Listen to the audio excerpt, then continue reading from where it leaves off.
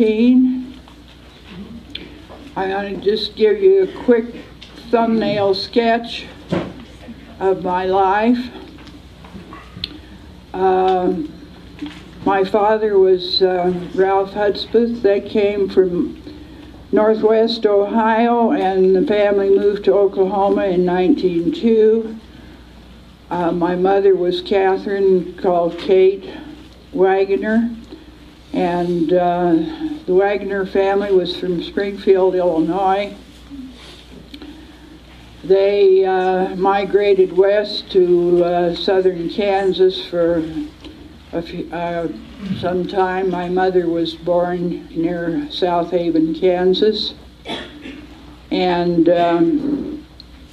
my grandfather Wagner was one of the Sooners that made the run into the Oklahoma Territory when it was opened up.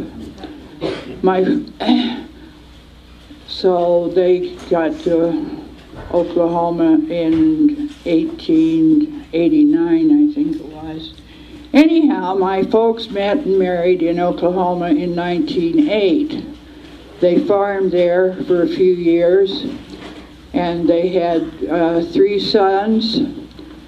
Arthur, who was born in 1909, Ivan in 1911, and Everett in 1913.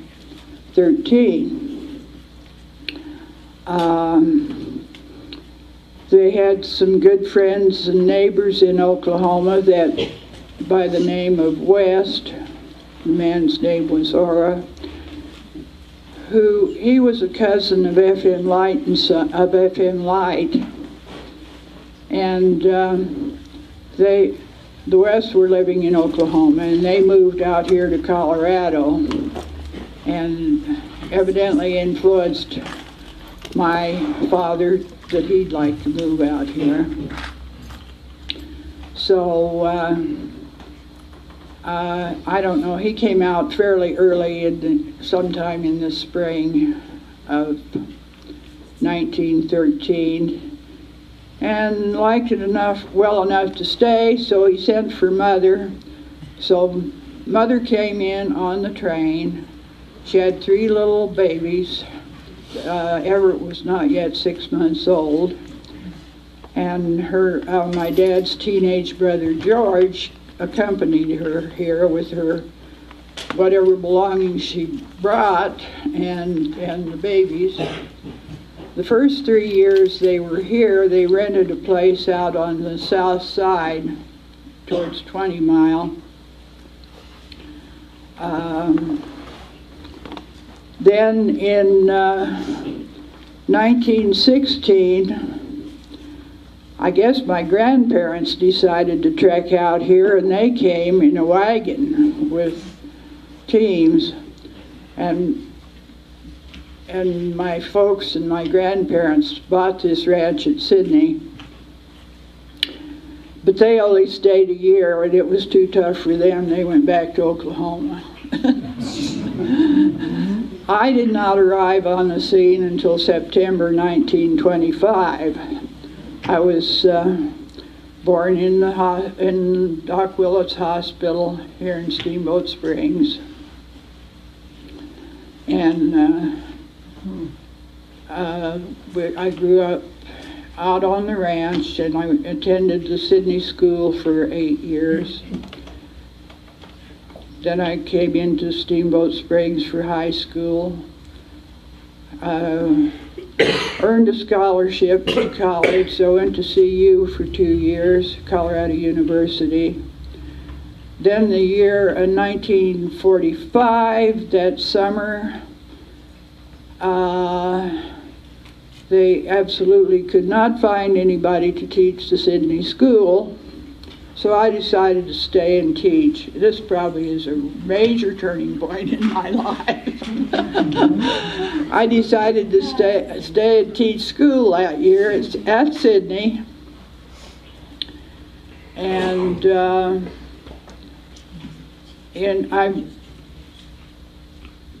I married Katherine Gourley. He was 11 years older than I was. We were married in February of 1946. I took a little leave from school, And we actually went on a honeymoon to California and Arizona, and Phoenix, Arizona. And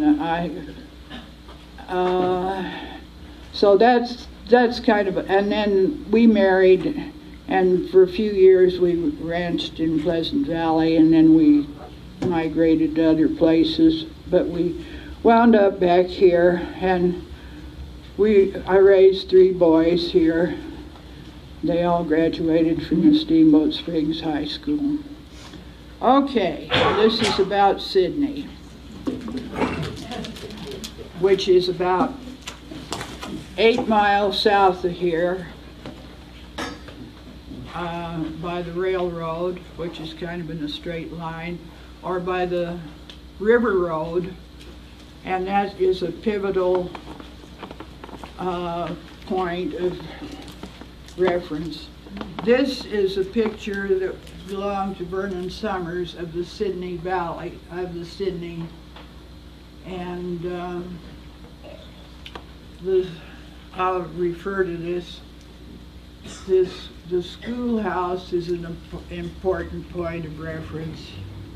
It looks awfully far from the store. I'm not sure that's the right spot. I think it's, anyhow. And then Vernon also drew a map of Sidney as a reference point. Okay.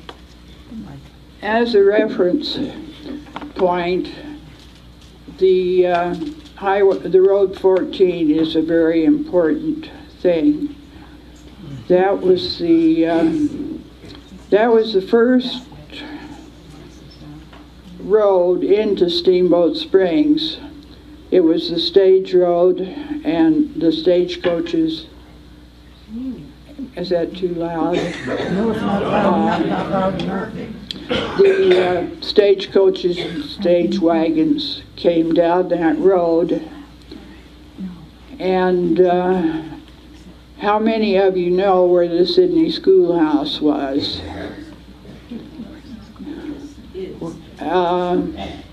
Well, it was on 14,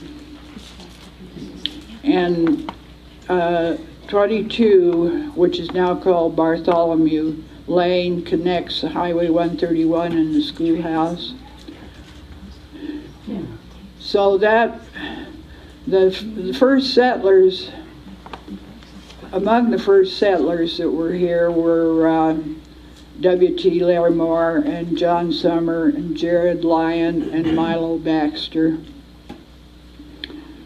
And anyhow, then the next, just up the road from the schoolhouse, just south of the schoolhouse, is the place where Vernon Summer lived. Just a little bit further up was where the store was.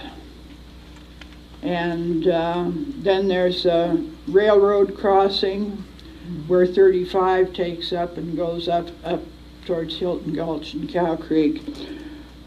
Okay, the church that was later built there was just after you make the curve on 35, on property that Jim and Louise Brenneman own now.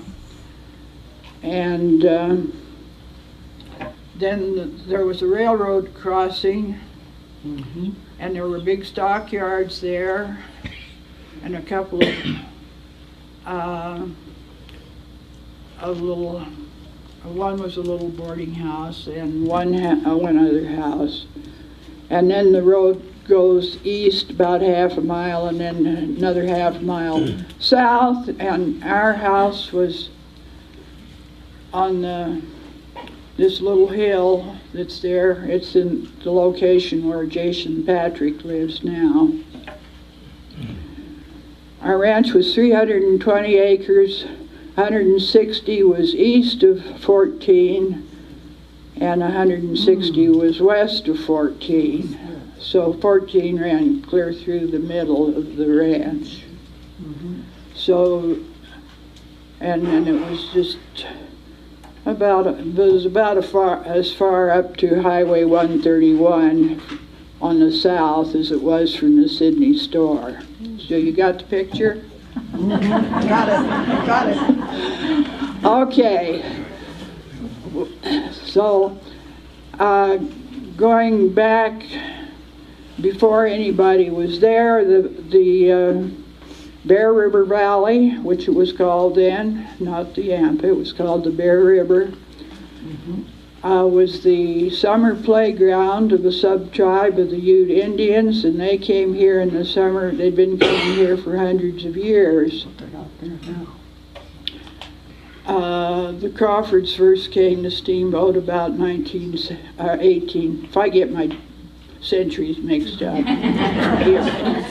about 1874. The Crawfords were the first to settle here in Steamboat, and they were friends and neighbors of the Ute Indians in the summertime. As a matter of fact, the Indians were their only neighbors.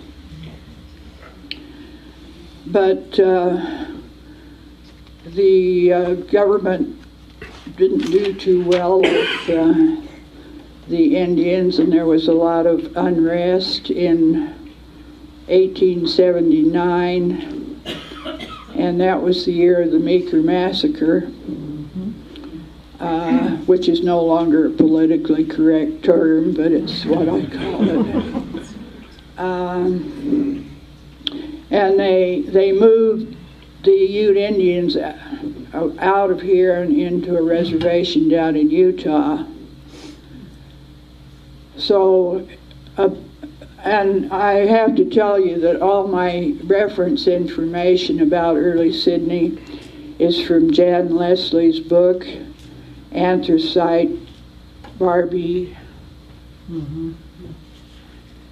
And Tosh, it's a history of early Routt County and its post offices, and those were all post offices that were here at one time.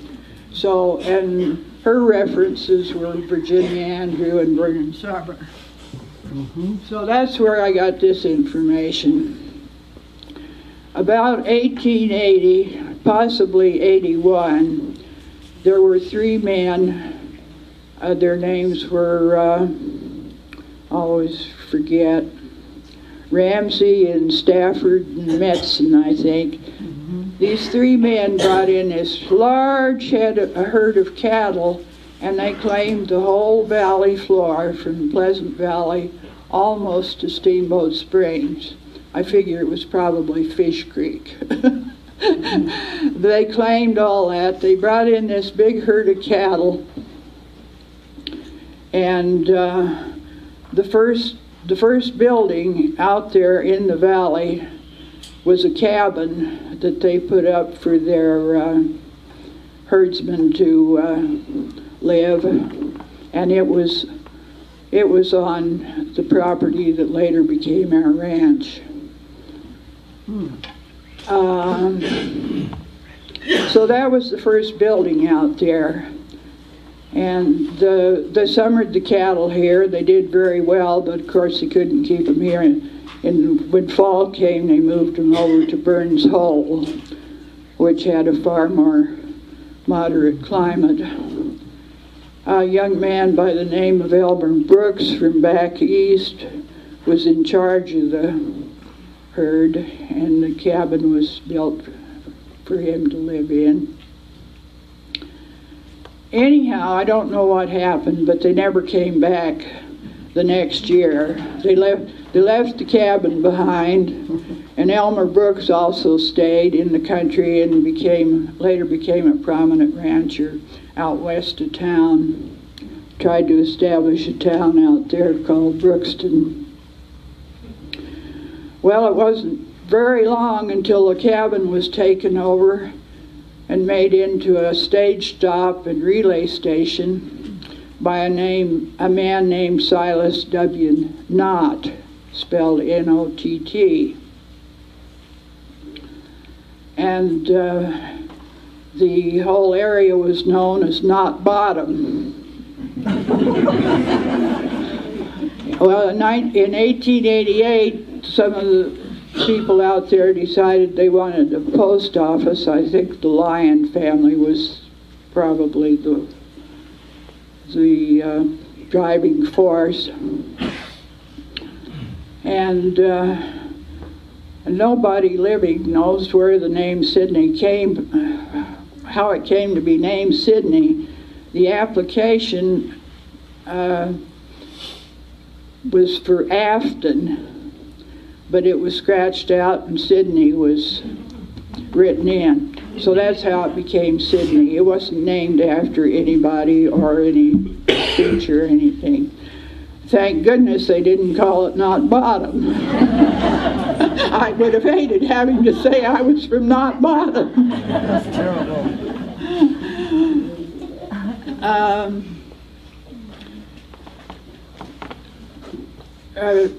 Regarding the first settlers, the Larimores lived just north of the Sidney schoolhouse.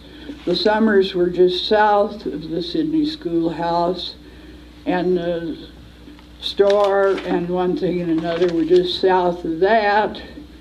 And where the store was located was owned by the Lyon family.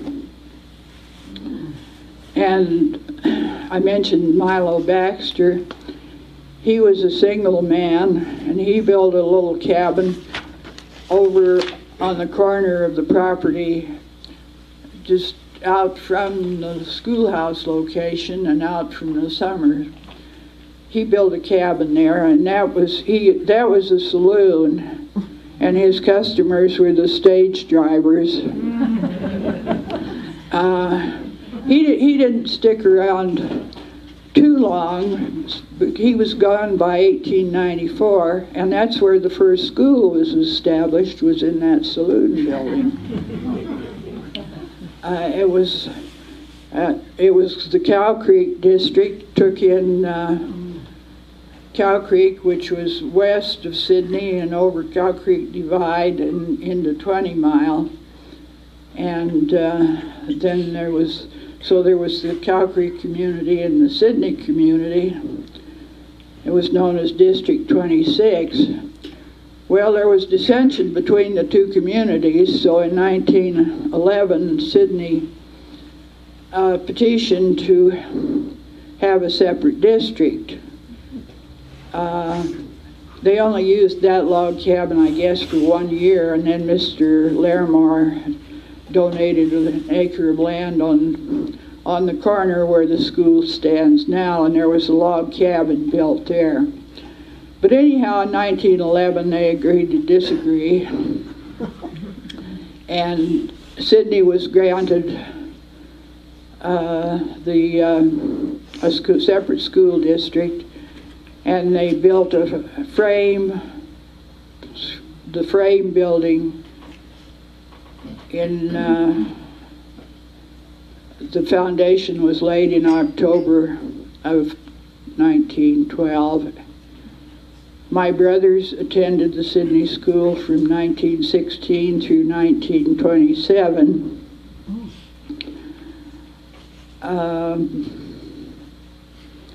And Sidney became District 5, and growing up, I always thought they were named in order, like Steamboat was District 4 and we were District 5.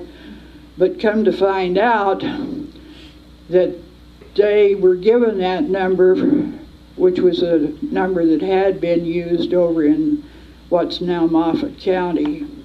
That used to be in Routt County, and it split off in 1913, I think 12 or 13. And so Sidney got district number from there, and we were District 5.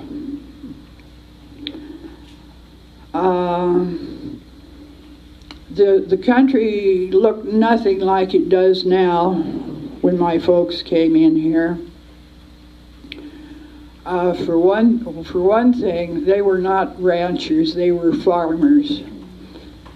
Only the bottom land down by the river was in hay, native hay. All the dry land was broken up and was planted to grain, wheat, barley, oats, people up in Hilton Gulch and Cow Creek raised potatoes. And there was a big cellar put in right behind the store where they could bring their potatoes in and store them until they were able to get the price they wanted for them. And then they were shipped out on the railroad and by carloads. Roads, there weren't any. There was no paved or graveled road anywhere. They were just wagon trails. And the only mode of transportation was on foot or by horse. And the roads turned into a muddy morass in the spring, where you couldn't even get across them with a team and a wagon. They'd get mired down. It was, you talk about mud season, they had.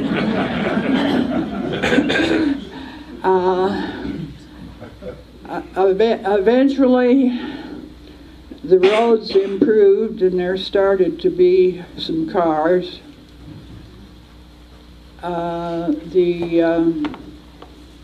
The road over Rabbit Ears was not built until 1923, and it was only open in the summertime.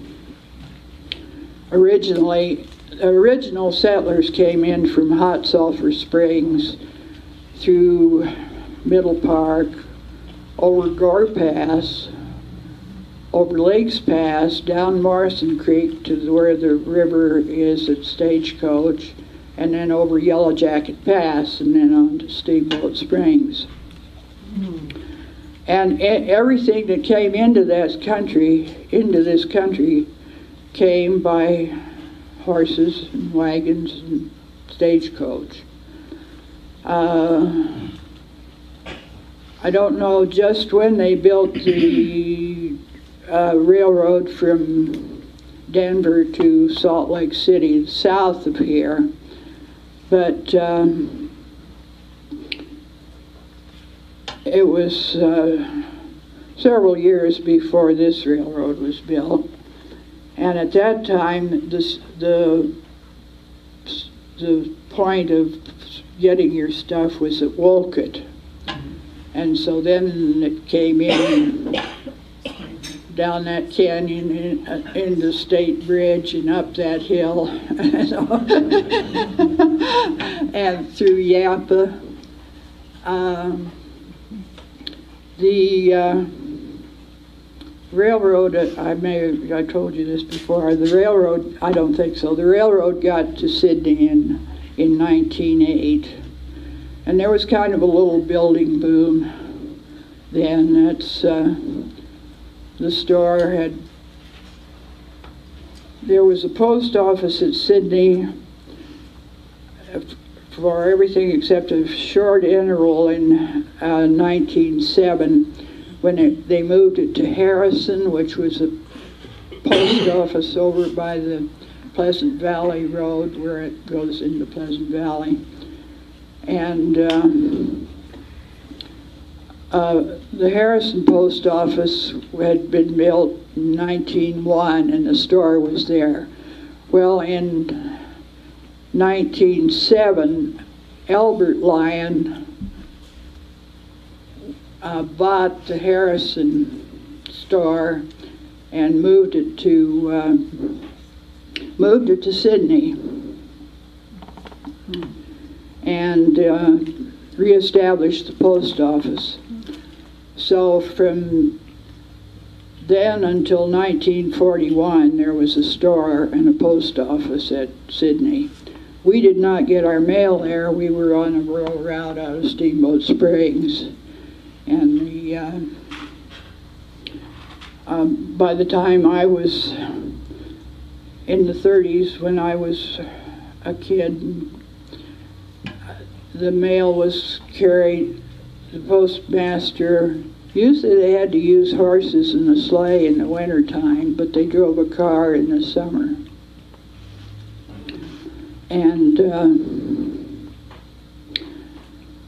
So, and then this store in 1915 was bought by an outfit called the Valley Mercantile Company, and that was a little chain. They had a store, one store in Denver and one in Yampa, and now one at Sidney.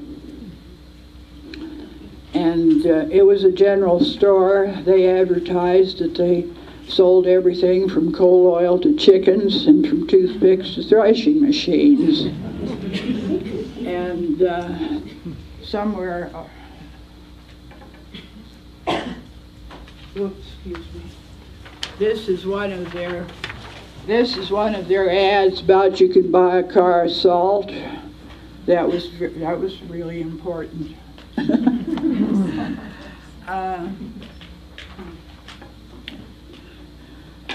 So both of my folks worked incredibly hard. As I said, my dad had this 320 acres. Half of it was in grain. That all had to be plowed, harrowed, and what else do you do? Oh, seeded. Seeded was the drill.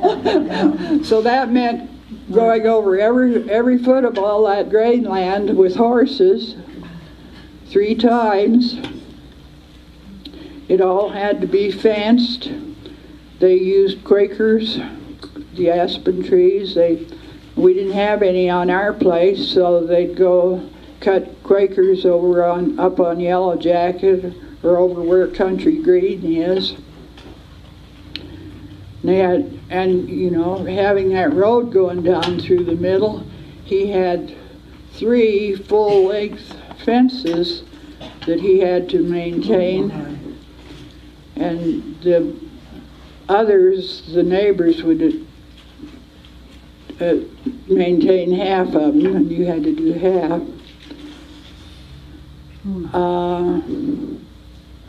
Haying in the summertime, we had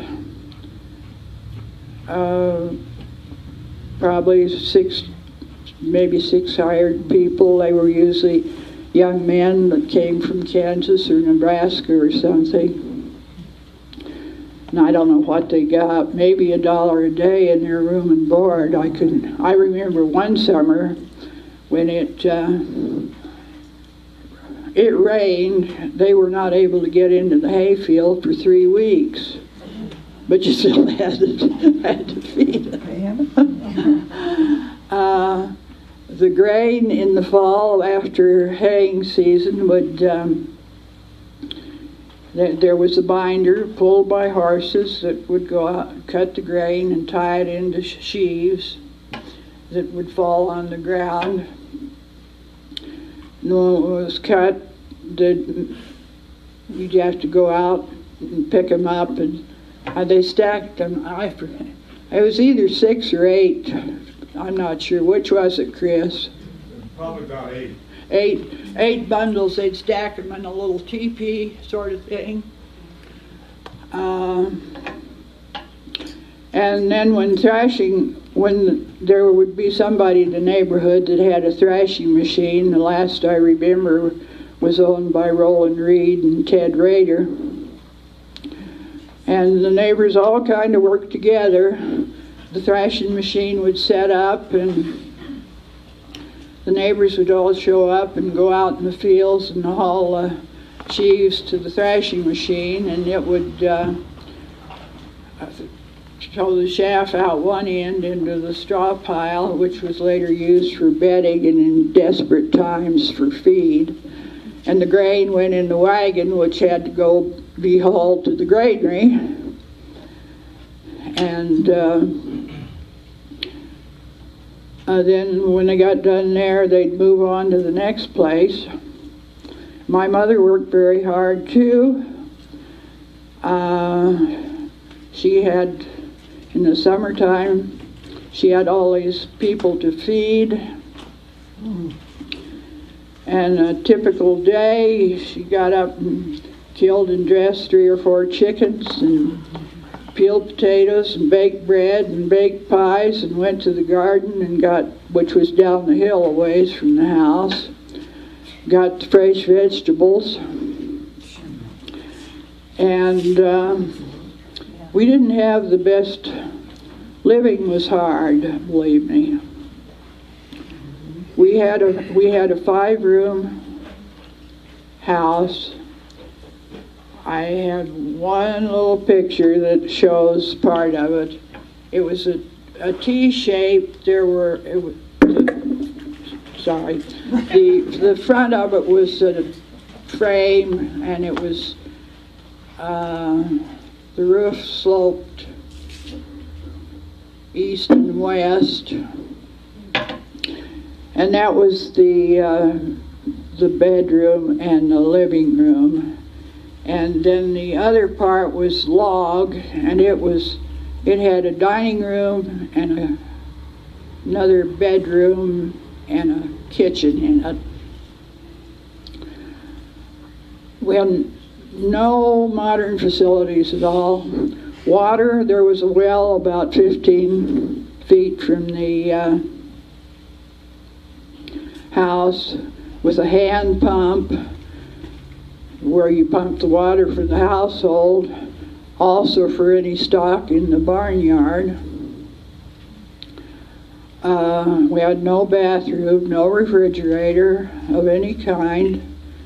We did have a little dirt cellar under the house. My mother canned hundreds of jars of vegetables and fruit and meat, and they were stored in this little cellar, as well as the barrels where the pork was salted down. My dad also had a little bunch of sheep and a little bunch of hogs. And they had a little, all the fences were barbed wire except this around this little field that it had sheep wire around it. And that's where the hogs and the sheep were. On the other side we had a pasture for the horses and the milk cow. Or usually it was only one, but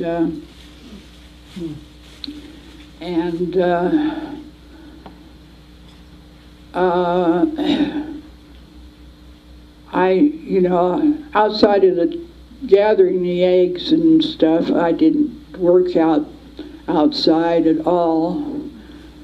The only time my mother did the milking would be in the fall. It seemed like then they had district court session a week or so in the fall and had all the cases. And my dad was always getting called on the jury, and they were always sequestered in the courthouse, and he didn't get to come home for a week or so. So Mother would milk, and she always told me, if you don't ever learn how, you won't have to do it. So I took her advice.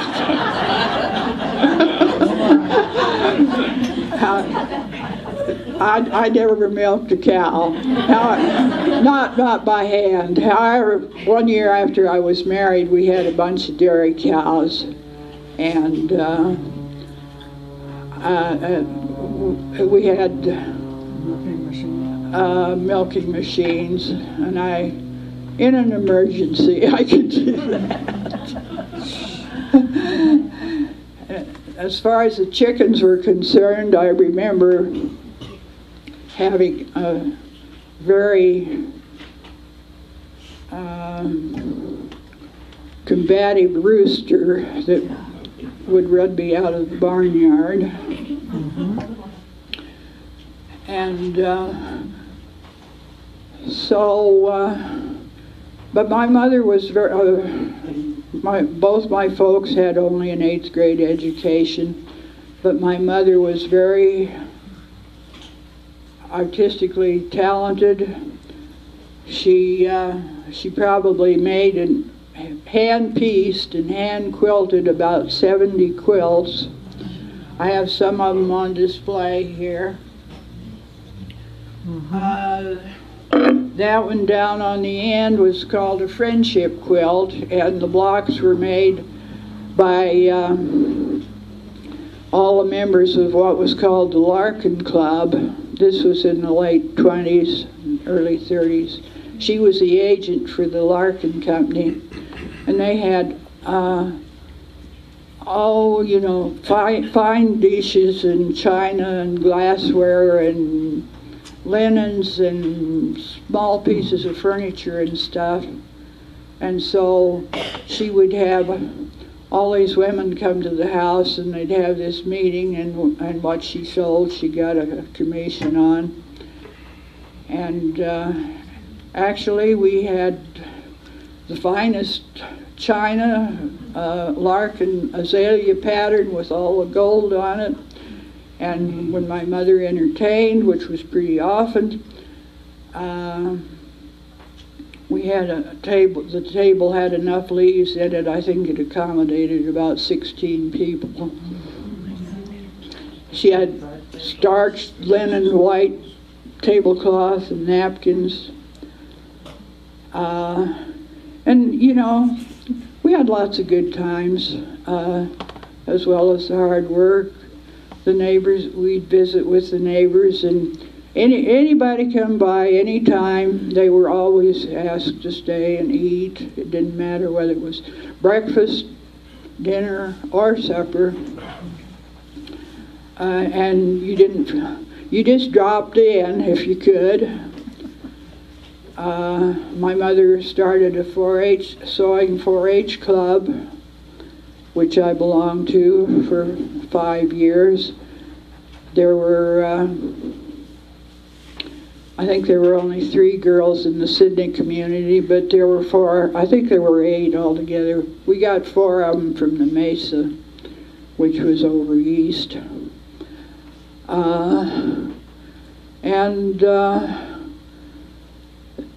I was able to go to the Colorado State Fair a couple of times. Once when I was 10, and I think I was probably 15 or 16. And I also was in a cooking one for a couple years, and I don't remember much about that.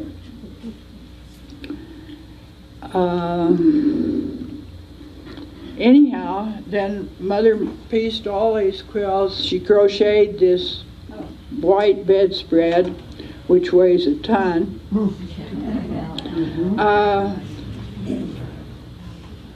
This old quilt, it's the wedding ring pattern. It's been well used, and I remember when my mother and grandmother made this. I was probably 7, maybe, and this was my quilt for a number of years. I'm the one who wore it out. But what I wanted to tell you is that instead of having cotton batting in it,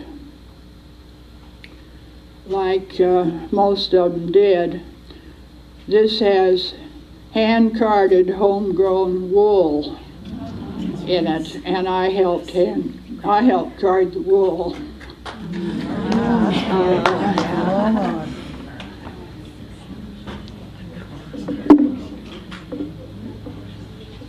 And she also wrote those days. The Steamboat Pilot had a news column from every community. My mother wrote the Sidney items for years. So, and I haven't said anything about the school.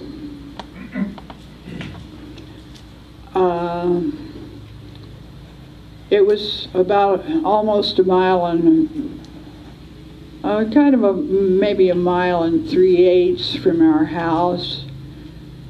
And when I was in the 1st grade, my youngest brother was still at home, and he would take me to school in the buggy or the wagon or whatever. Then when I was in the 2nd grade, I rode a horse to school, and she was not a saddle horse, but she was what they called a draft horse, or one that you drove the buggy with or something. And incidentally, my mother could handle a team of horses as well as any man, but my dad never would let her learn to drive a car, so she never drove.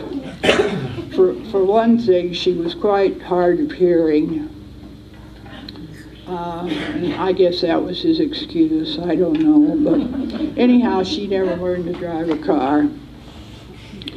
So anyhow, I can remember, and it got 40 below probably 20% of the time. Dad would never have a thermometer because he didn't want to know how cold it was. Of course, he had to go out every day and go to the haystack and get the hay. And I have a newspaper clipping here that shows a winter feeding scene. It's not from my ranch. I think it was Zabel's. But anyhow, I'd ride this horse to school, and I'd be frozen stiff when I got there.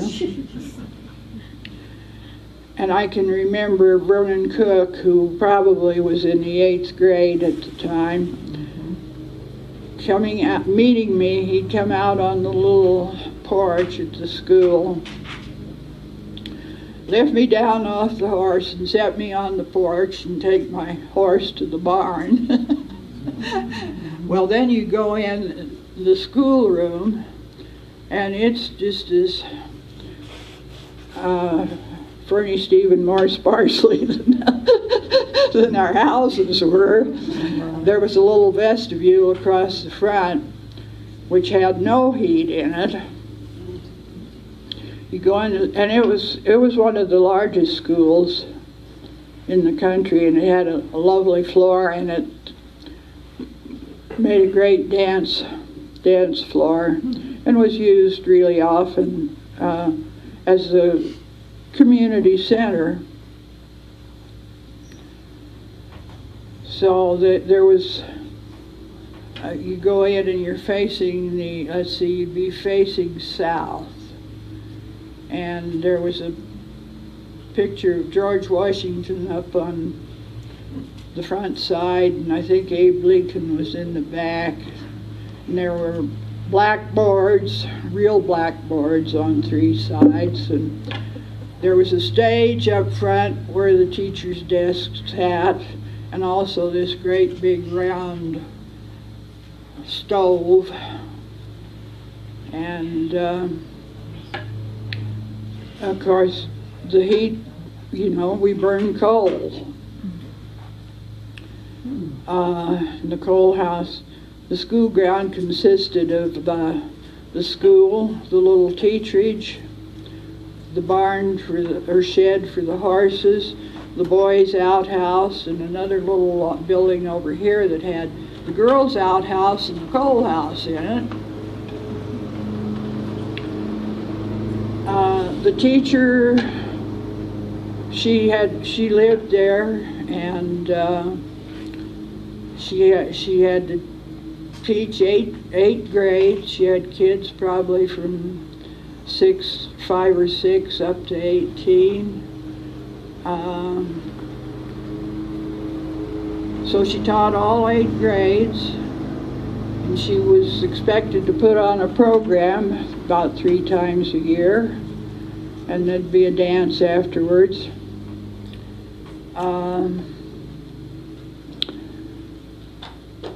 And she was a disciplinarian, everything, nurse, whatever.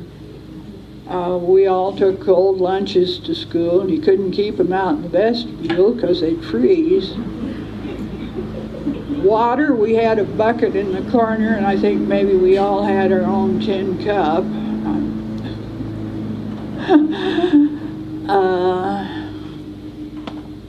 And a lot of the kids had to come further than I did. Then we would play games. In the wintertime there was fox and geese, and summertime we'd play ante-over, and the boys would shoot marbles out in the road when it dried up. We sometimes had a little softball in the cow pasture next door. In the wintertime there was a little hill west of the school where the boys put up a little jump and ski and one thing and another. Speaking of skiing, I sometimes skied to school, and the snow was usually deep enough that the fences were covered and I could cut across Rager's Field and from one corner to the other and cut the distance down. As I said, my brothers went to high school here, and two of them were ski jumpers, and at that time ski jumping was the thing. They competed in a number of carnivals everywhere, as Hot Sulphur Springs. Unfortunately, you never hear much about them in the Steamboat news, because as soon as they were out of high school, they went other places and skied for other clubs. But I have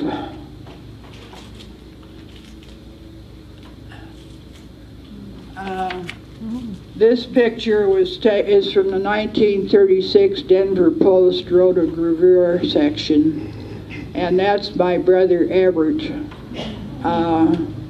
coming off of Halcyon Hill. So, if you want to pass this around, you can see what Halcyon Hill looked like at that time. There weren't any facilities over there either. I can remember we'd come in to watch the ski carnival with the horse and the sled, and there wasn't any place over there where you could go to the bathroom or get in and warm up or get anything. People just stood out at the foot of the hill and watched them come off the jump.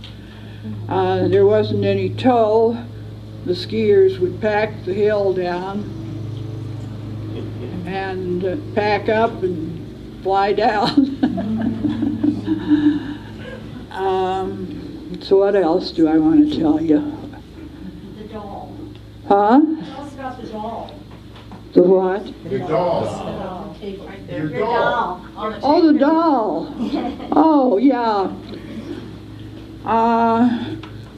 That's my Shirley Temple doll. I think I maybe was 12 years old when I got it.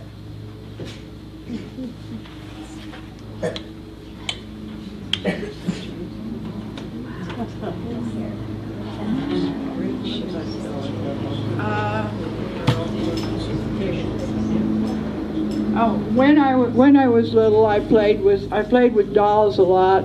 I played with paper dolls a lot. Another thing my mother did was she sold fashion frocks, and they sent out pictures of these gals, and they made nice paper dolls too. I worked a lot of jigsaw puzzles. Most of them were underneath the quilt frame on the floor. And then I kind of wanted to mention the Depression too, was what memories I had of that. Probably the one that affected me most immediately was when I was about 8 years old. I managed to save enough money in my piggy bank. I think I had maybe $10, and so that was enough to start a savings account at the bank. So I think it was probably about February when I put my money in the bank, and then in March the bank closed and took all our money.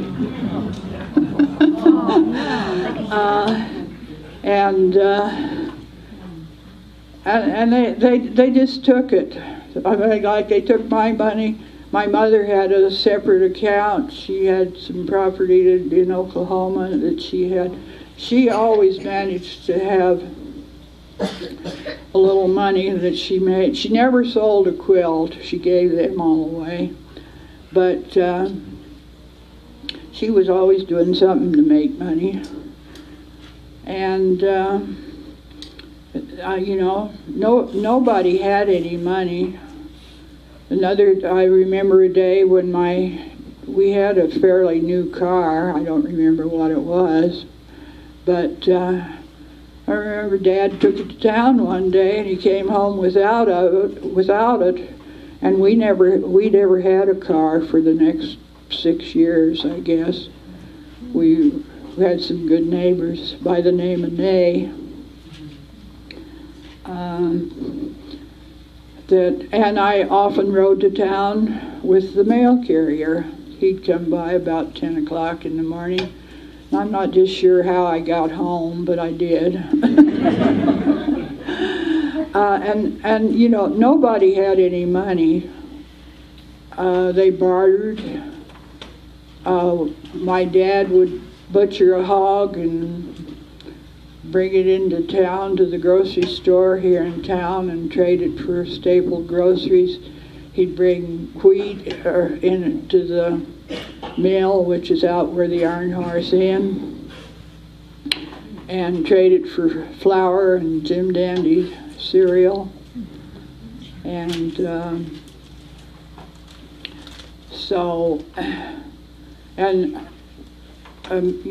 many people not only lost their money, but they lost their ranches.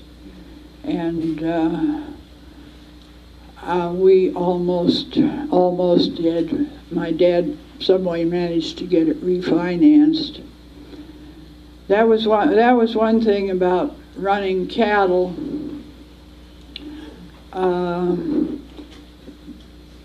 The cattle would bring in about enough to pay the taxes and to pay off the loan that you'd gotten in the spring for seed grain and stuff like that. Your living had to come from the rest of your operation.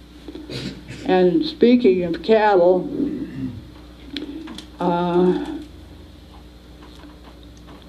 course, in the wintertime we had the hay, but in the summer there were 5 families that lived down in the valley, just straight out from Rabbit Ears, who had grazing privileges up on Rabbit Ears. And that was the Nays, the Hudspeths, the Bartholomews, Val Bruner, and Lou Kern. And they'd all get together in June, and as soon as the grass got green, now they don't let them go up that early. But they would put all their cattle up on Rabbit Ears. They usually hired a man to, there was a ranger house up on that top of Rabbit Ears there, out down this side away from Dumont Lake. And there was this cabin there, and the forest ranger didn't use it, so this rider would stay at this house, and that's where they stored the salt to be put out for the cattle. And they didn't go up at a certain time and bring them back. They just, when it snowed up, the cows came home, and they'd gather up in the roads, the lanes around. And the men would gather them up and take them to their place, and then they'd sort them out later. And speaking of roads, I didn't tell you about building Highway 131. That was not built until the early 30s. And it was built by the farmers and their horses. Both my dad and my future husband, who was probably 17 or 18 at the time. That road was built with horses, and it curved up and went up through Deer Park and Oak Creek Canyon. Before that, it had always come down over Yellow Jacket. I think I'm about to run out of time, so you have any last minute questions? Yes? Catherine, did your mom get to vote? Yes, she did.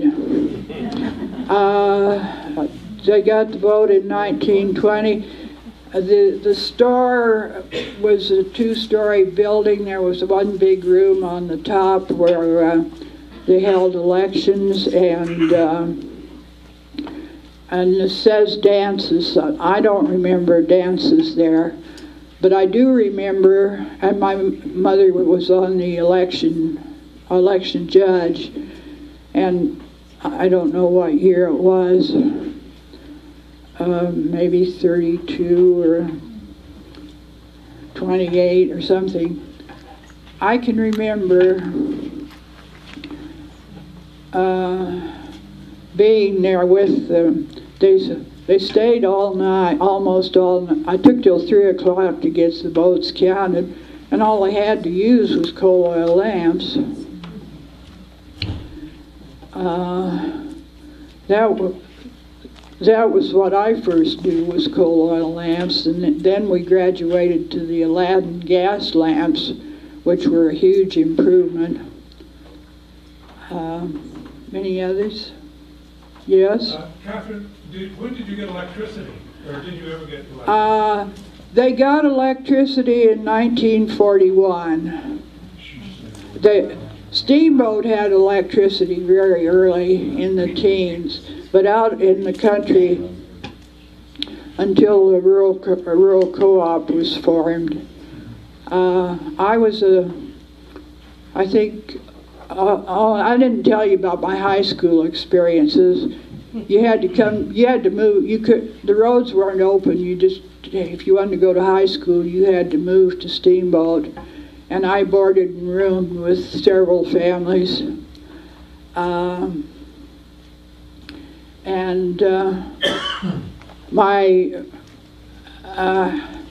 My first job, I worked when I was a teen. I worked in the hay field and drove the dump rake behind a team of horses in this big rake, and was forever getting the wheel jammed in an irrigation ditch or something. But my first real job, I worked for Furlong's Furniture and Hardware Store. A junior in high school. I worked after school and Saturdays as the office girl, and so that was my first job. Then after I was married, I think in 1947, I went to work for F.M. Light and Sons as their bookkeeper and secretary, and I worked for them for over a period of almost 30 years, except through the 1950s. I came and went a lot. We moved. I think I moved 16 times the first 14 years I was married, or something like that. Maybe across town, maybe to California and back, and then to Grand Fruta, and then to Lyman and Brush and Oak Creek. I settled here permanently in 1960 in Steamboat, and I've been here ever since. The Lyons family that you spoke about, is that the same family that established Lyons Drugstore? No, it isn't. They were not a family that stayed in the valley. that I knew ever. Their name was spelled Lyon, and about all I know of them is that their son Albert was the one that bought the Sidney store and moved it. The only buildings that are out there that I remember are two little old wooden buildings that sit just below the railroad. And the house, we called it the Bowen House. It was right across the railroad from the Sidney store. It's now people by the name of Yeager live there. I remember that. My friend Wilma, that she and I used to walk to school, and we pestered Mrs. Bowen every afternoon for something good to eat. Yes? You forgot to mention to this group, Catherine, that as a country girl coming to high school in Steamboat Springs, you graduated top of your class. Yes, I did. I earned a 4-year scholarship, 2 years of which I took advantage of it. Also didn't tell you about my 8th grade graduation. That was a county-wide event. There were 38 students and from 17 schools. And I was also the valedictorian in that one. Okay. Anything else? Well, thank you. Yes? Did most of the girls that went through 8th grade continue to high school?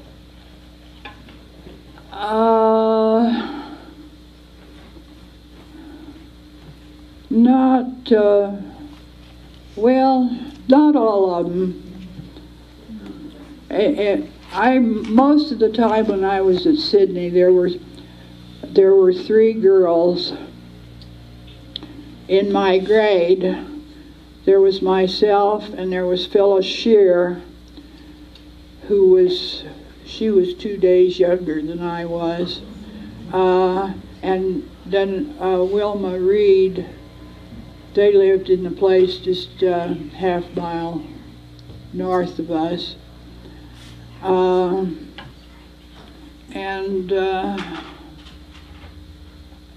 Phyllis left the Sidney school, I think, in the 6th grade, and her mother moved to town, and she finished grade school here in Steamboat. As far as I know, she didn't go to high school, and I don't think Wilma did either.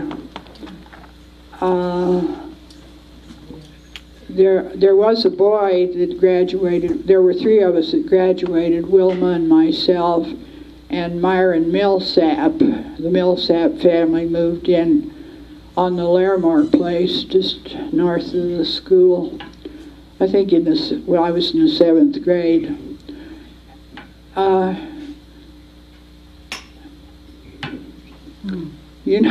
But yeah, basically, I left home at 13.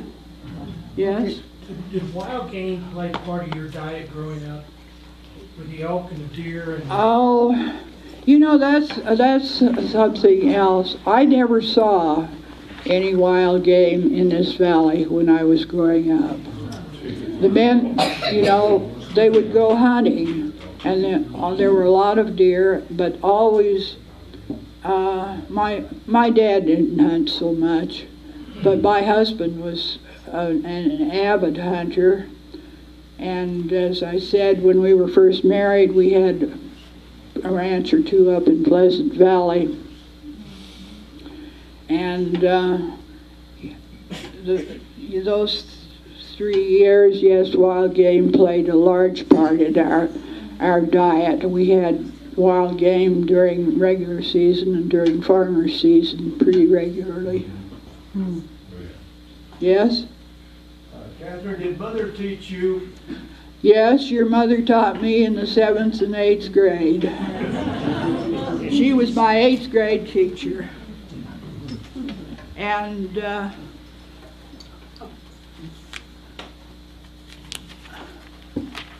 I will also, his mother was Virginia Willie Andrew, and I also associated with her for 8 or 10 years in a little senior shop we had here called the Unique Shop. And this is a picture of Virginia and myself in the shop. Yes? Sorry.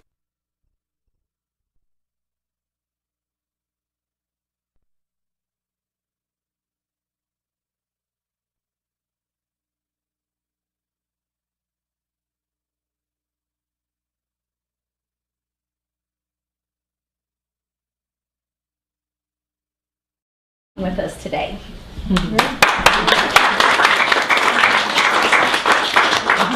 I'm going to try just talking without the microphone, but if you can't hear me, I will use it. My name is Katherine Hudspeth Gourley, and the fellow in the green striped shirt is my son, Ralph. And Barbara's here as part of my family. Well, anyhow, my name is Katherine Gourley. I am the daughter of Ralph Hudspeth and Catherine Wagner. They called her Kate. My dad was born in 1885 in Ohio. Mother was born in 1888 in Kansas. The Hudspeths were from northwest Ohio, and the Wagners were from Springfield, Illinois, but they were tending to migrate west, and Mother was about the middle of 9 kids. So that they were in Kansas when she was born.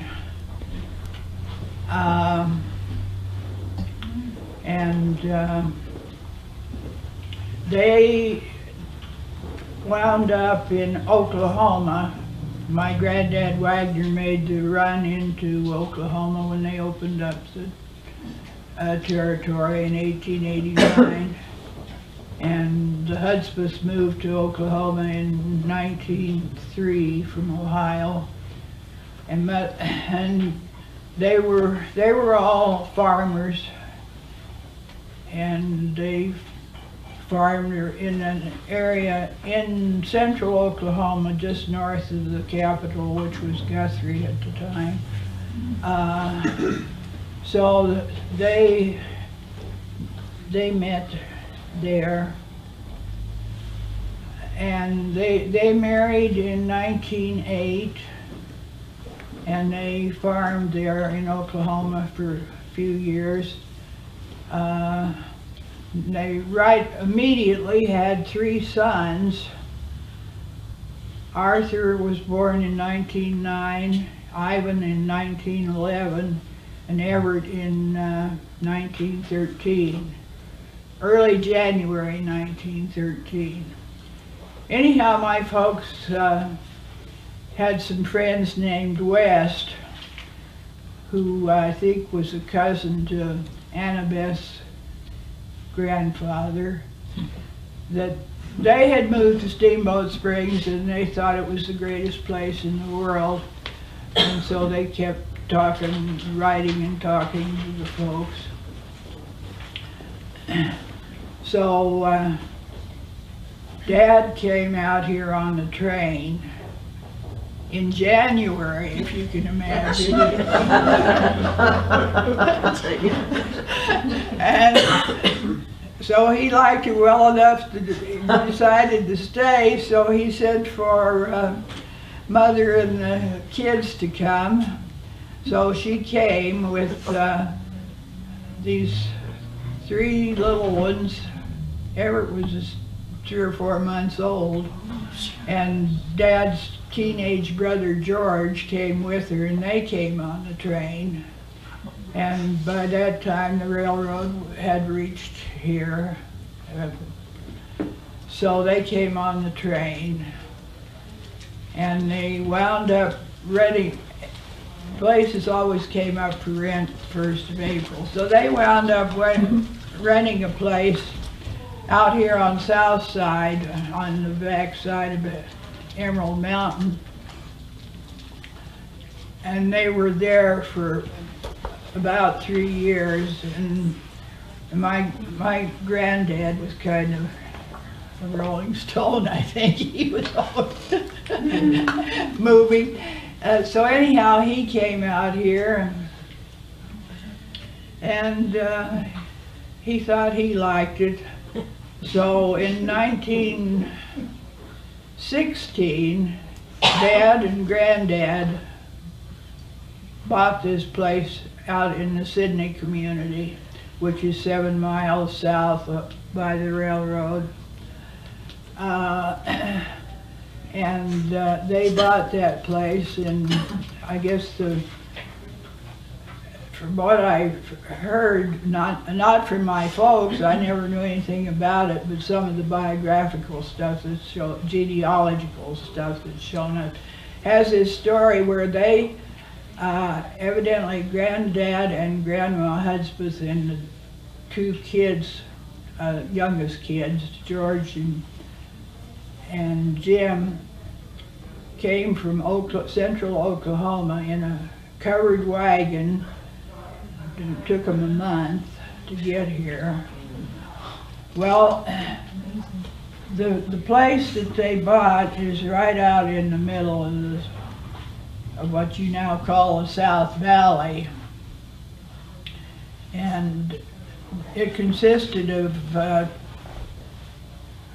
260-acre places. One would be between Highway 131 and 14, and the other was on the other side of 14, on that hill running up to what is now called Sidney Peak. It was just a little hill. Actually, it's not a peak. Apparently there were 2 houses on the property. There was one house right on 14 had been used as formerly a stage relay station. That was the stage route, for the Yellow Jacket stage route from Oak Creek and from Yampa to Steamboat. And their place was situated where Jason Patrick now lives. And I guess he trains horses there. The other house was across the river, and it had a kind of a 2-story frame house, not a very big one, but so apparently my grandparents lived there because Mother wouldn't live there because it was too close to the river. And so I guess they stayed evidently stayed through one winter and decided to go back to Oklahoma. So I guess Dad wound up buying Granddad out. The house across the river, nobody ever lived in it after that, and it was just a shell when I was a child. But anyhow, so there they are on the ranch. They weren't homesteaders, so they didn't have to go through that, but life was incredibly hard.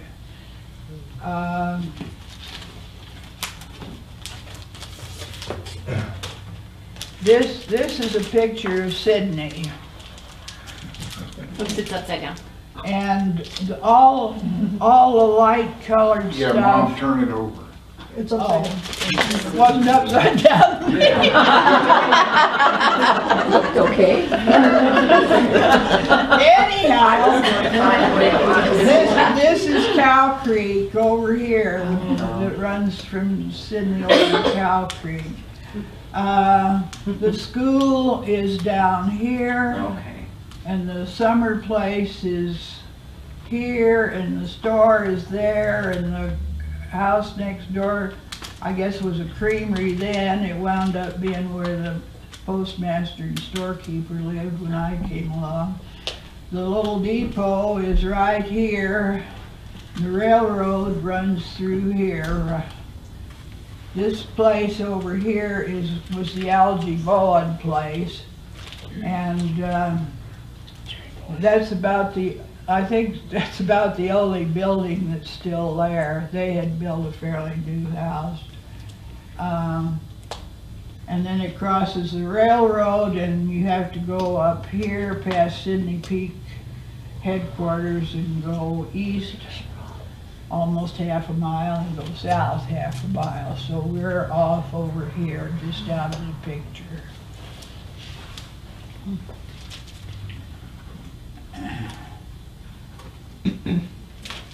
Oh, and all the hay was all down in the river bottom where they could irrigate it. All the dry land was broken up and planted to grain. So all this light colored stuff is grain. There, I guess there was a little sagebrush left. I know we had one corner that was a sagebrush pasture. And they both worked incredibly hard. Everything was done by horses. All farming was done by horses. And there really weren't any roads. The game trails, the Ute Indians followed them in here for hundreds of years. They came here every summer, and the Ute Indians followed them, and the white people followed them. So they weren't roads, they were just wagon trails, really. And in the spring breakup, it would just be a muddy morass. You wouldn't even be able to get through with a team and horses. So anyhow, Dad raised some Hereford cattle, and he had a little, maybe 20 sheep, and he raised hogs, and he had some Percheron horses. That was the kind of work horses he used. And Mother took care of the house and the cooking, and she had raised the chickens and the turkeys. And there were no conveniences at all. The house was five rooms. There was a T-shaped house. The frame there were 2 rooms there. There was a living room and the bedroom. And then there was a log house, the other 3 rooms that formed the stem of the T. And it had a dining room and a kitchen and another bedroom. There wasn't any plumbing, and the water you had to go pump it out of the well, which was about 15 feet from the house. Originally, the only light was kerosene lamps.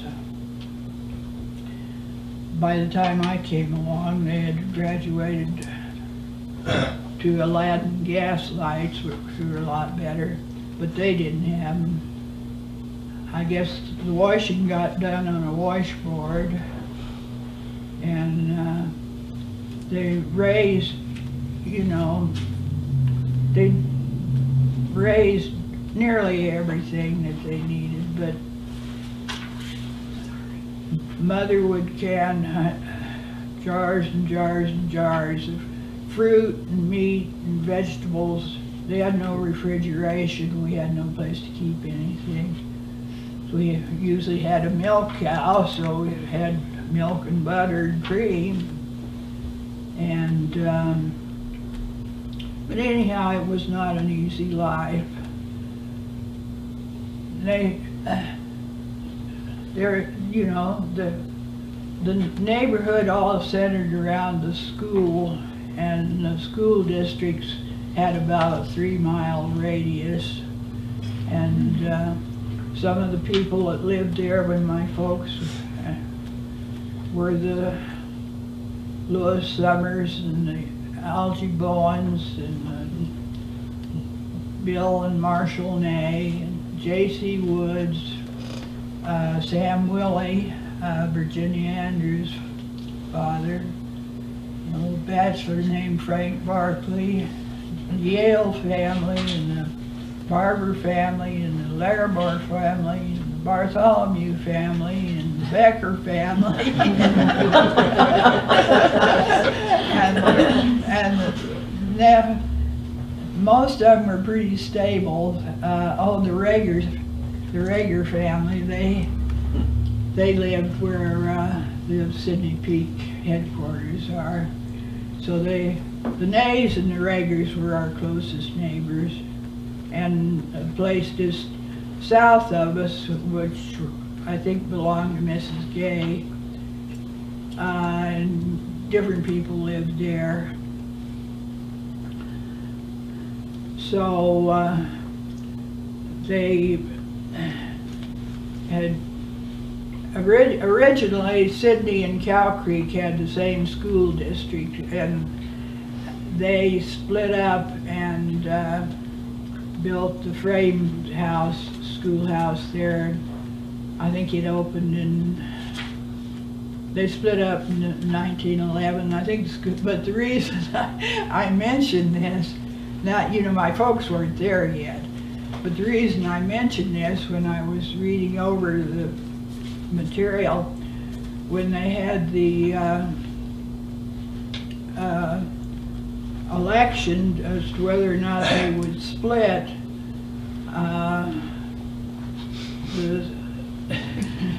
the side that lost said the election was rigged. So some things don't change. Some things don't change. So, you know, and they were, everybody was very sociable. The men worked together, and haying, you'd have to get a crew of hay men. And they were usually itinerant young men from Kansas and Nebraska who came there looking for work. And they had to sleep out, there was beds out in the loft in the barn, they slept out there. If they wanted to bath, they went to the river. Of course, we had an outdoor toilet.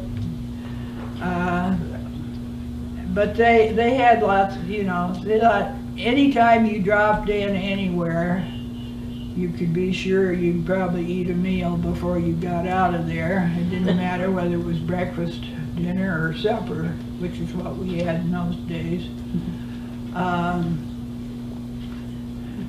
Apparently, they survived a big windstorm in 1920 that blew away most of Sidney. I don't know that it affected my folks, but it must have been pretty, it blew several building sheds and things down, and moved the little church there off its foundation, and another house that was a boarding house. Those did damage to them, so they moved over to the store, and then the front of it blew in. So evidently it was quite a storm. Well, anyhow, I arrived on September 21st, 1925. So I had my own generation and didn't fit well with it. I was halfway between my brothers and their kids.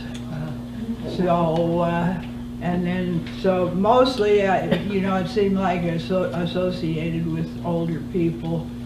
And my husband, Katherine Gourley, was 11 and a half years older than I was. All of all three boys went to school at Sidney, and I don't recall much about it because they were in high school when I was. I don't remember much about them being there at all. When they finally moved out, the last of them, I got the back bedroom, and up to then I'd had a studio couch in the living room.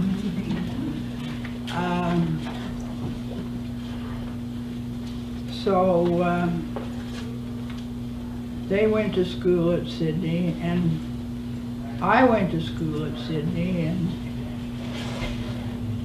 the roads were still not open in the winter time. They managed to grade them at least so that it was more like a road, but they were not open in the winter time. And the country kids, if they went to high school, and a lot of them didn't, they had to go to Steamboat. When my brothers were there, apparently they had some sort of a boarding house where they stayed. By the time I got to high school, you had to, either your parents had, or your mother had to move to town and put you in school there, or you had to find a place to live with somebody else. And some of the girls worked for their boarding room and were probably with the same family for quite some time. I never worked for my boarding room, but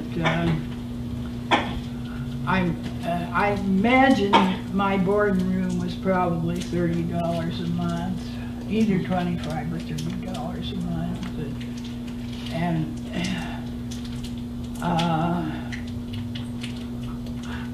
I'd lived in 7 or 8 different places. Actually, only it was a real merry-go-round. I lived with a couple of widows that thought they wanted a boarder, and one of them had 2, and the first one, that didn't work out. Well, the first place I lived was in the Mark Twain Apartments, it's called now. And I lived with a young woman from the area.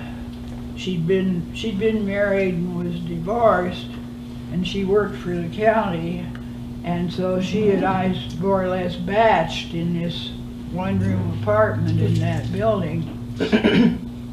That was when I started to school. Well, then along the way she got married, and when I went home for Christmas, she called to let me know that she had a baby, and they were moving they were moving over to a house on Soda Creek, and I could go there too, but that didn't work. I don't know, it didn't work out too well. So then I went over to Bud and Mary Wright's. Bud ran the city. He was about the only employee in charge of the water and the streets and all. And Bud and Mary didn't have any children, but they had kind of taken in the Lockhart brothers, who were orphans. And so they had a 2-story house. They had 2 bedrooms upstairs, so Jack and Lloyd Lockhart were in one room, and Eileen Hitchens, who was Mary's niece and I were in the other room. And so that was a nice place to stay. But then, otherwise, along about my junior year, I had to live with the Carter family. Mr. Carter was the Safeway manager, and he had 3 daughters. One of them was gone from the home. One of them was my best friend in high school, and then there was a younger sister. And they lived right across the street from the school, so that was really nice, and I stayed there. I started working for, I think in my junior year, I started to work for the Furlong Furniture and Hardware store as their office girl, and I worked after school and on weekends. We were close enough to the train that ran one each way daily that I could go home, but I didn't go home very many weekends. But the train, there was a post office at Sidney, and some of my memories of the train. Once when I was real small, I don't know if I was even in school yet or not, my mother and I had been to Steamboat, and we're going home on a train, and it derailed right south of town. And then one other time we went into Denver. This was later on, and that time the car had a flat wheel. Was about the same as a flat tire on a car. And it normally took at least 6 hours on the train to go to Denver. And it took 3 hours to go to Kremling because of the route. And that was, that was an interesting trip. When I was about, I must have been a freshman in high school, and I had very crooked teeth, and so if you wanted to go, we didn't even know what an orthodontist was, but to get to one, you had to go to Denver. So when Dad shipped the cattle out in the fall, he took me out to Denver and got me lined up with an orthodontist in Denver. And so then, we had the Continental bus here at that time that from Denver to Salt Lake, and their stopping place was the Harbor Hotel. And so about at least once a month I would go to Denver on the bus and go see the orthodontist and come back on the bus, which got into Steamboat sometime in the middle of the night.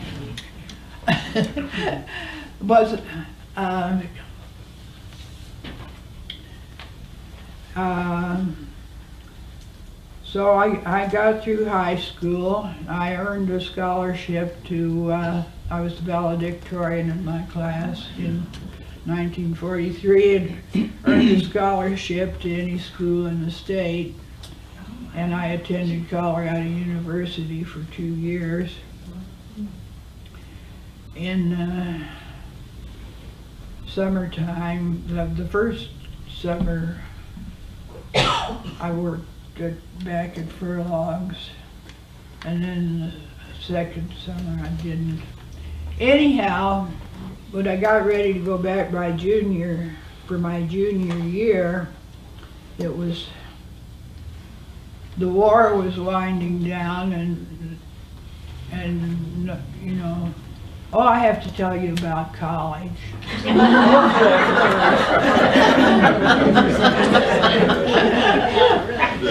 Of course, it's during the war and everything's rationed and nobody has a car or gas or tires or shoes or something. You know.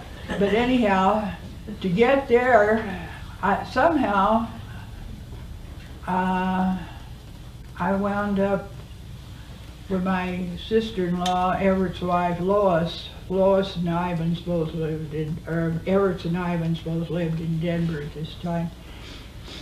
Anyhow, Lois wound up taking me and my mother to Boulder. And they, you know, there was probably about 8,000 students there, but and they had a girls' dormitory that they had a big dormitory. But when I was there, the Navy had a big language school there, and all of them lived in the girls' dormitory. So all the girls lived in the empty frat houses. I think there was only one fraternity left. That was Sigma Nu, and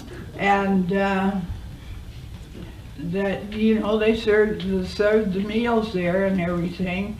But we didn't stay in the frat house. There were 9 of us that lived in the top floor of a professor's house. And we had to walk 2 blocks to the meals.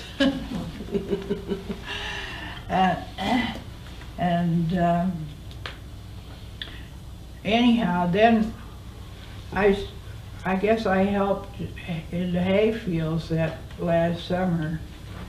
I stayed home, and they couldn't find a teacher, and the teaching was not what I was learning. I was a chemistry major. So I didn't know a whole lot about teaching. But anyhow, they talked me into teaching school at Sidney that year. And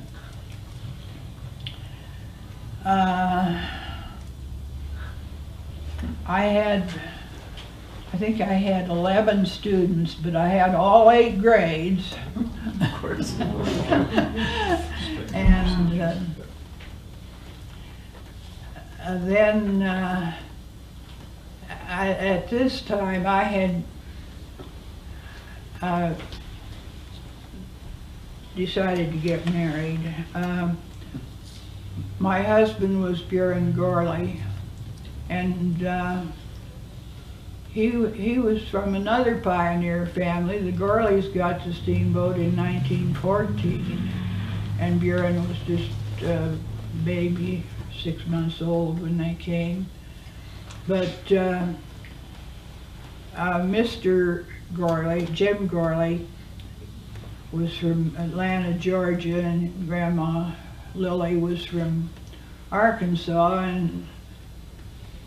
and Jim had been working in the lumbering and stuff there in Arkansas. But anyhow, I guess he got tuberculosis, and they recommended that he come up to a higher, drier climate, so that's how they wound up in Robb County. At first, he lived in Mount Harris, and I guess he was a fireman for the mine. He didn't actually work in the mine, but anyhow, Katherine had one older sister when they came, and his second sister was Gemma, and she was born in Mount Harris. And then they came to the Steamboat area and started on a farm on the mesa. And about 1920, I think, they moved to the place in Pleasant Valley where Lake Catamount is, and where the Nishes had their house. And so he grew up in the Pleasant Valley community, and you know, we sort of, I might wave at him when he went by. Dad'd go by our house to get to the store if they went to the store. But he wound up being on the place on the ranch there with his mother, and Jim had moved to Denver. So he was called up about the first draft of the war, so he sold all his equipment and stuff and went to go to war. Well, they found out he was colorblind and they wouldn't take him. So he wound up working as a civilian with the Navy. He wasn't actually in the Navy, but he was on Attu Island and working with caterpillars and stuff. And that was the only place that it was actually bombed in the war in the United States. Anyhow, he had the caterpillar tumbled down a cliff or bluff or something and bashed him up pretty good, so he wound up in Seattle in the hospital. But he returned to Routt County, I think probably in '41, and we more or less met at a dance at Sidney. But enough about, I need to tell you a little bit about the rest of the family. Arthur stayed in Routt County and became a rancher. He married Florence Powell, who had come from Kansas, but she had graduated from a teacher's college in Greeley, and she taught schools, several of the rural schools, Clark and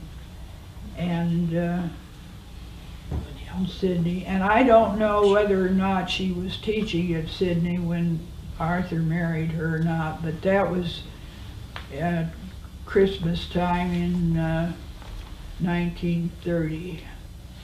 And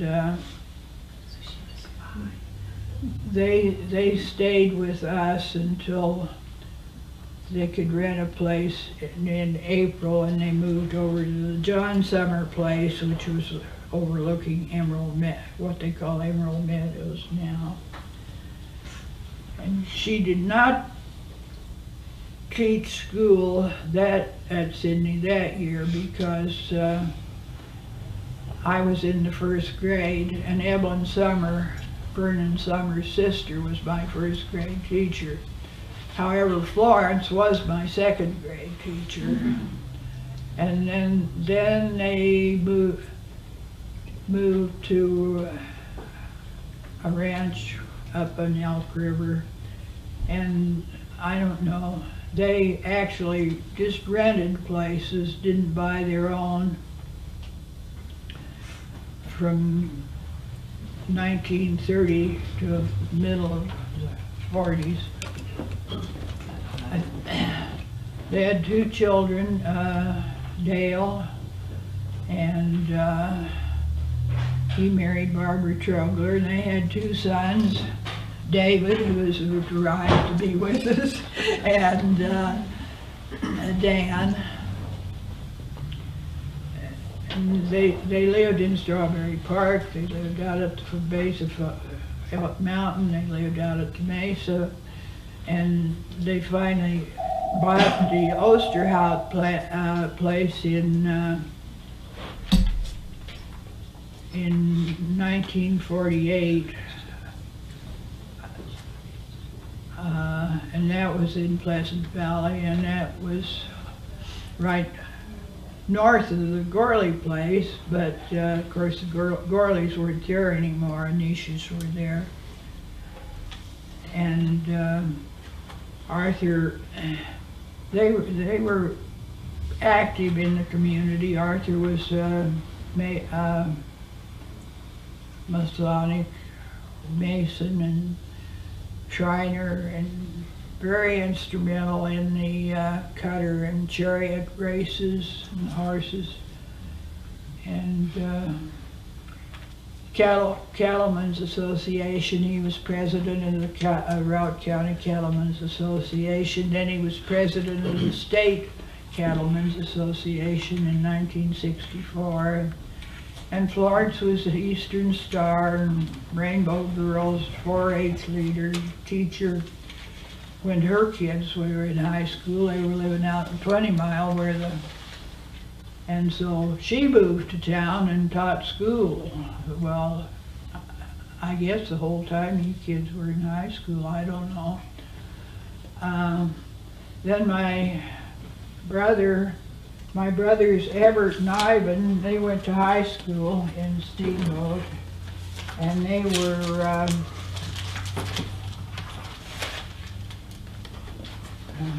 were both ski jumpers, and at that time that was the only thing in skiing. They had places like Hot Sulphur Springs and Estes Park and Genesee Mountain and Steamboat Springs and Hot Sulphur Springs, where they'd go to these jumping meets. And this is a picture. This was on the rotogravure, the front page of the rotogravure section of the Denver Post. I don't know, it was in 1936, I'm not, January or something. And that's a picture of him coming off of Halcyon Hill, and I will pass it around so you can look at it. But you will see that there is nothing at the base of this hill, and there isn't very much over across here in the town.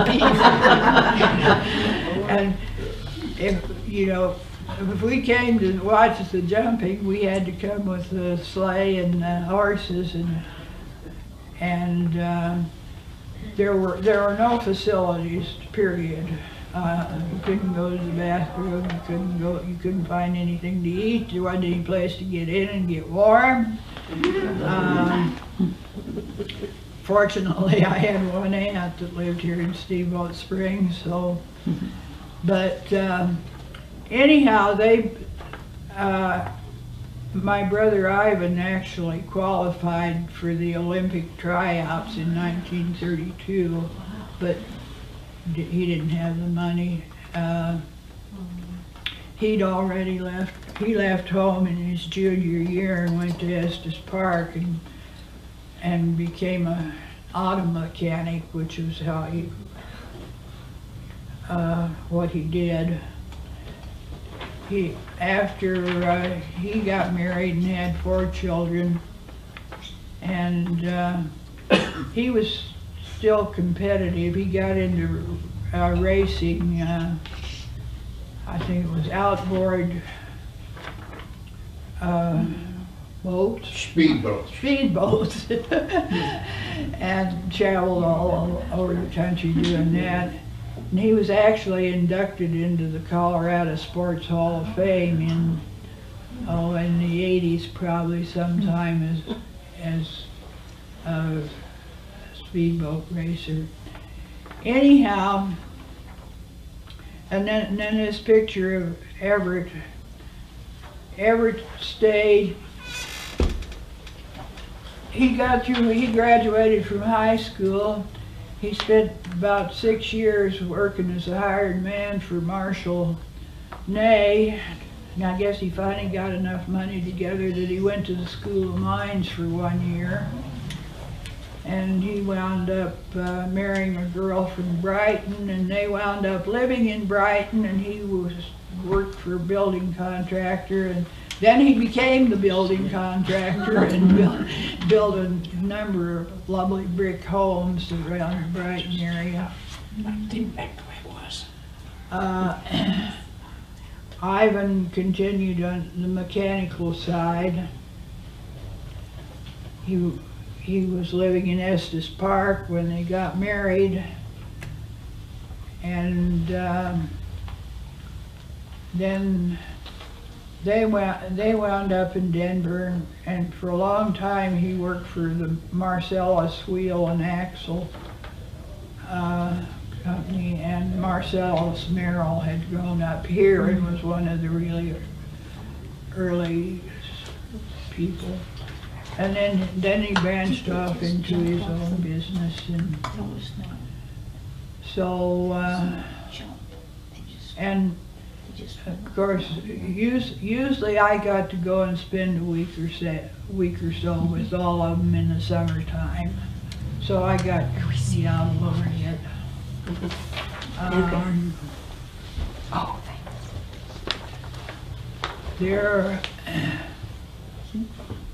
They're all gone. And but I wanted to talk some more about the train, because the Sidney community, our Steamboat Springs, would never have amounted to anything without the railroad. David Moffett he made his money in the gold fields of Cripple Creek, I think. Anyhow, he was very wealthy, and he decided he wanted to build a railroad, the Denver, Salt Lake and Pacific Railroad, to Craig. And so he organized a company in 1902, and the financiers back east, the railroad magnate of Union Pacific, just gave him all kinds of hell. I mean,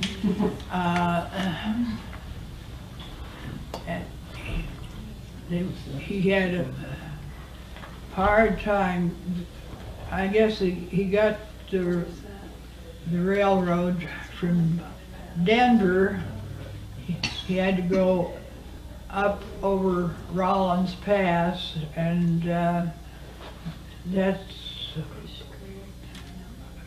looking out on Boulder and Longmont and all of that.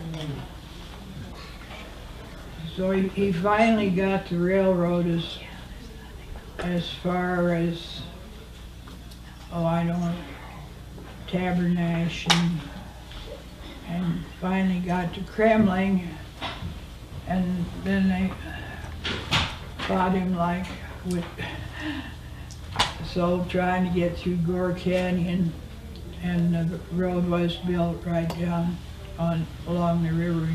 And it's a spectacular sight to look off down. The road doesn't go that way. But anyhow, he stuck with it from 1902 to about 1906.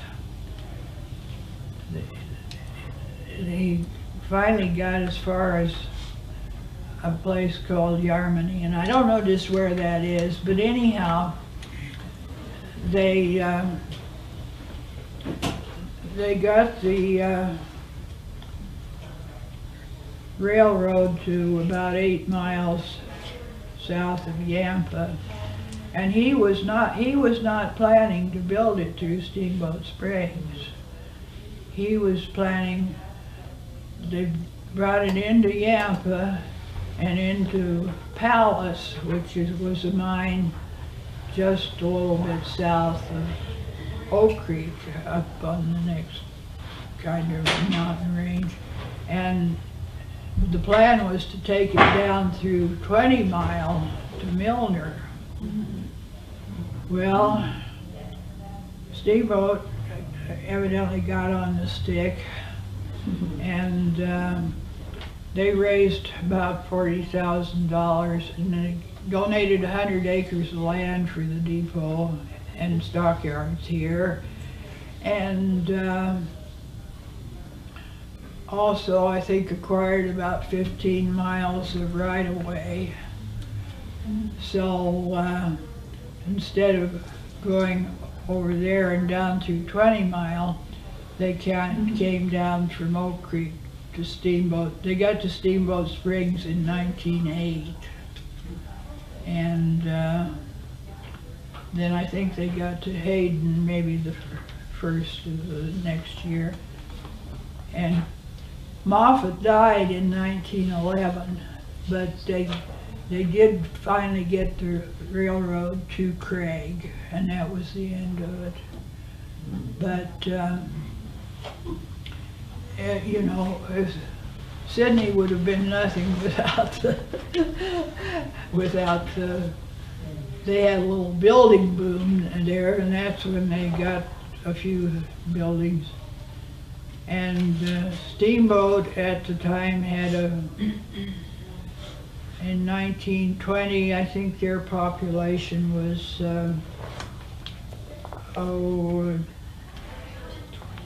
it was around 1,200, all of the 19, 20, 30, 40, 50, it had gone up a little bit. 70, it had gone up to, I don't know, 7,000 people, no, that, 4,000, gone up to about 4,000 by 1970, when LTV came in and bought the ski company. And in 1977, the population was about 7,000, I think. And so you all know what's continued to happen. We've been here since then. Anyhow, that's how that, what time is it getting to be? Yeah, we're almost there. Hmm? It's almost 1. Is it almost 1? Well, there's lots more I could tell you, but I don't have the time. Tell us about the stuff you brought. Oh, Yeah. well, besides all the hard work that my mother did, she only had an 8th grade graduation, but she had an entrepreneurial spirit, and she was always peddling something to make a little money. But she made between 60 and 70 hand-pieced, hand-quilted quilts, and they were not for sale. Somebody offered $100 for one about after she moved to Steamboat Springs, but she never took any money. She wouldn't sell a quilt. And she crocheted thousands of yards of everything. This is a tablecloth. She made plaster things, and she did pillows, and she made everybody's clothes,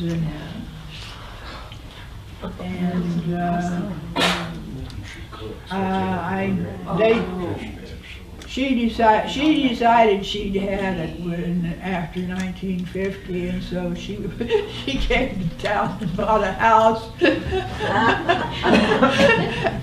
up on the boulevard, which I now live in. But and you know, I could write a book on my 10 years between 1946 and 1960.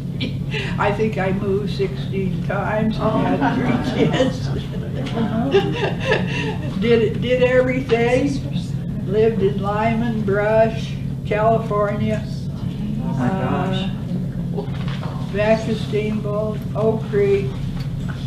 Actually moved into Steamboat Springs to be there in 1960, and I worked for FM Light and Sons for a number of years. I actually started in 47 and worked intermittently in this period I just told you about, but I did go to work all the time in, I think it was probably in 1958, when my youngest son was just a baby, and that we were in Oak Creek. But anyhow, we moved into Steamboat Springs to 416 8th Street, and I lived there for 30 years. And then in 1990, I moved into the house that Mother had. And my kids didn't stay here. They all went elsewhere. Ralph spent 40 years in Nevada. But now now that I'm old and decrepit and need somebody to take care of me, he has returned and he has been a blessing. So if you have any questions, I'll try and answer. Did your family own Harwig's? No, we didn't You own worked there, Harwig's. No, I didn't work there. Oh, you didn't? Different Catherine Harwig worked there. Oh, okay. And she was our competition. I worked for FM Light. Well, when you said that, I was confused. I was like, Yeah, well, that was Katherine Harwig. Harwig. Okay. Yes? Catherine, when you were in high school and were working, what happened to that money? Did you give that back to your family? Was it used, the money you earned? Or did you get to spend? I didn't make that much. You have to, I actually don't remember what I made on my first job.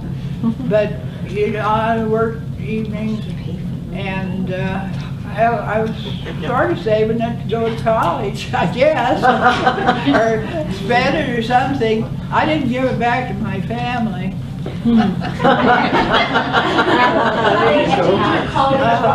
I will say that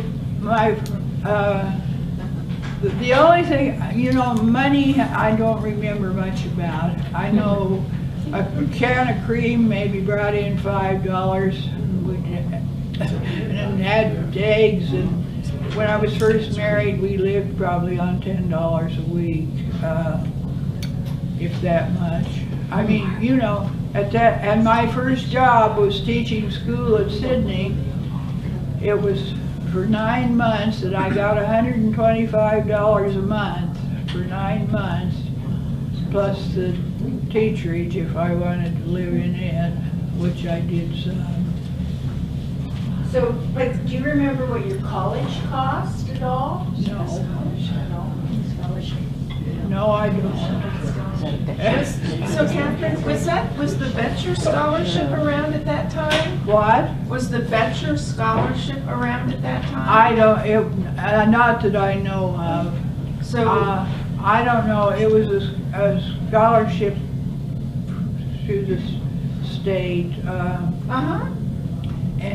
And the school had it for a number of years, and they're valedictorian. But I might mention my 8th grade graduation.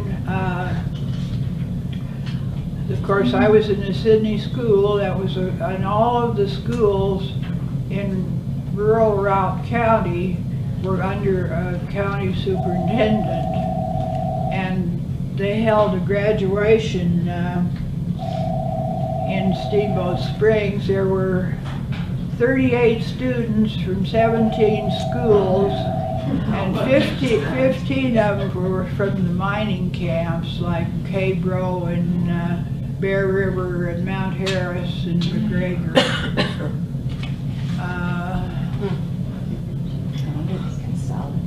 Mom, talk a little bit about the party line telephones.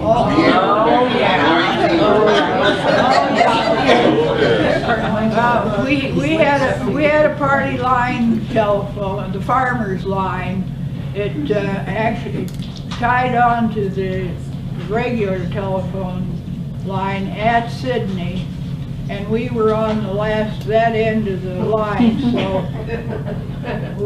we were responsible for the line from our house to Sidney. Nobody in Sidney was on the line because they were all on the regular telephone system. But the line went up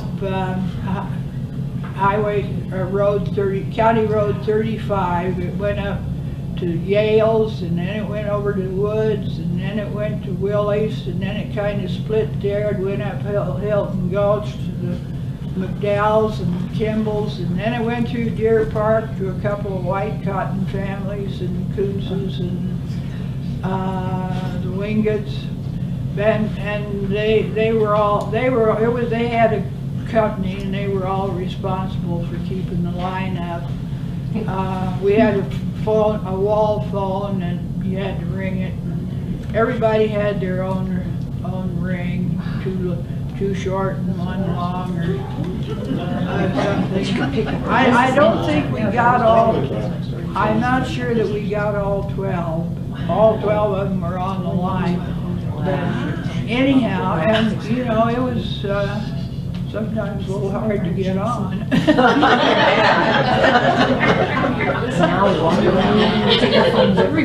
Sometimes it was fun to get on. To learn about all the stuff that was going on in the neighborhood. Yeah, you can do that too.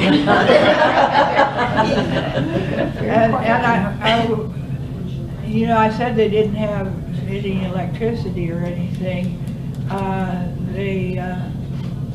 When they decided to incorporate a rural electric association here in the area,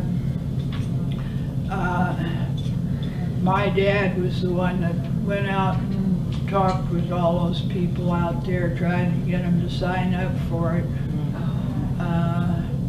And you know, he served on school boards, but he really, I think he was kind of shy, really. But but anyhow, and as it so happens, the first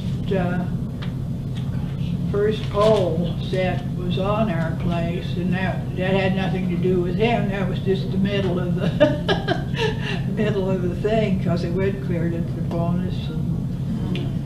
And they actually got electricity in 1941, and they had, as I remember, they probably had a light bulb on a cord in every room.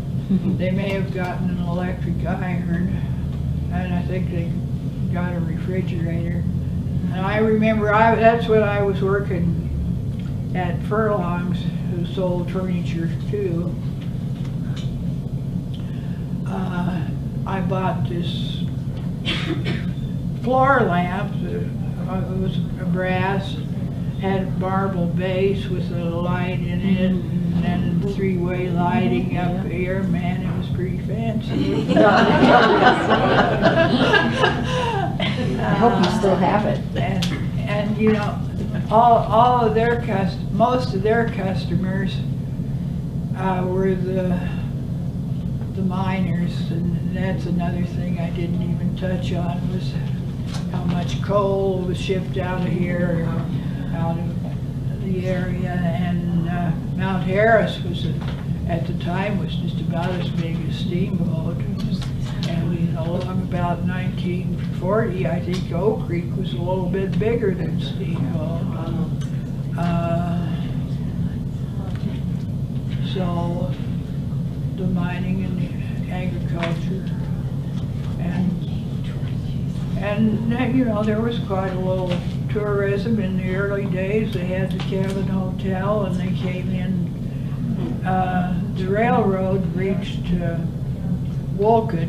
The Denver Rio Grande Railroad reached Wolcott in 1888, and so that's when the stage line developed from Wolcott to Yampa over Yellow Jacket Pass. And that was not the first entrance into this area. As a matter of fact, the Steamboat was about the last place. The first ones came in from Wyoming and down into Hans Peak. And you know, the gold rush in Hans Peak was in 67, 68, along in there. And then also they would come in from Middle Park and go over through Dunkley and down to Milder, Hayden down to there. So they had a stage line there before Steamboat had one. See, it was what,